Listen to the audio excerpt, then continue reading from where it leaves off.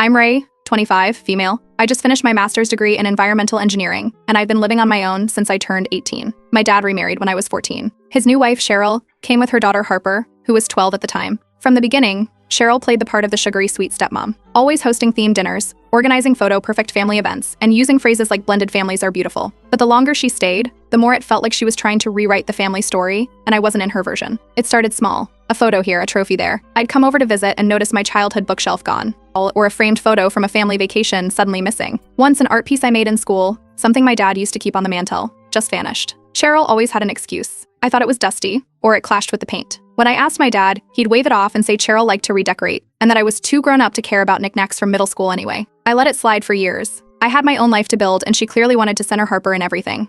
Harper's face was on the annual holiday cards. Her dance recital trophies lined the hallway.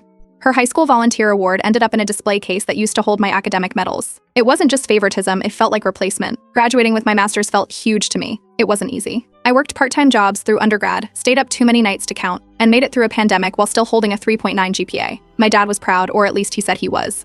He ordered a professional photo session and had my graduation photo custom framed. It showed me in my cap and gown, grinning, holding my diploma.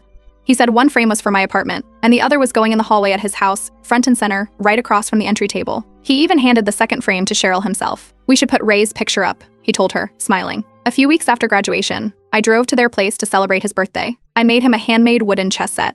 It had this dark walnut finish, polished and heavy. It took me weeks to get it right. After I gave him the gift and helped him open cards, I wandered down the hallway to see the framed photo. It wasn't there.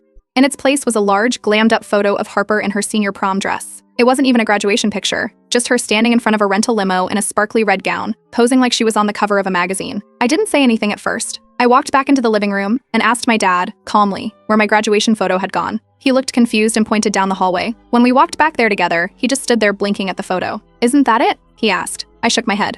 It wasn't even the same frame. Cheryl was right behind us, holding a glass of white wine. She gave this airy little laugh and said, "Oh, I thought it was okay to switch them out. Ray's photo didn't really match the color scheme." She said it like she was picking curtains, not erasing someone's academic achievement. Harper was sitting on the stairs, just watching. She didn't say anything. I waited for her to speak up, even just a quick "that's not cool," but she stayed quiet. Maybe embarrassed, maybe just used to letting Cheryl do what she wanted. My dad looked uncomfortable, mumbling that he'd fix it later. Then he patted my shoulder like I should let it go. I didn't argue. I smiled. I stayed for cake. I made conversation with neighbors. I even helped clean up plates. But inside, I was seething. Not because of a photo swap, but because this was just the latest in a long line of quiet erasures. After the guests left, I tried to talk to him alone. I told him this wasn't about decor. It was about Cheryl making sure Harper was the only one who mattered in that house. My dad gave a tired sigh and said, "You know how Cheryl is. Let's not make it a thing." He looked at me like I was being difficult, dramatic even.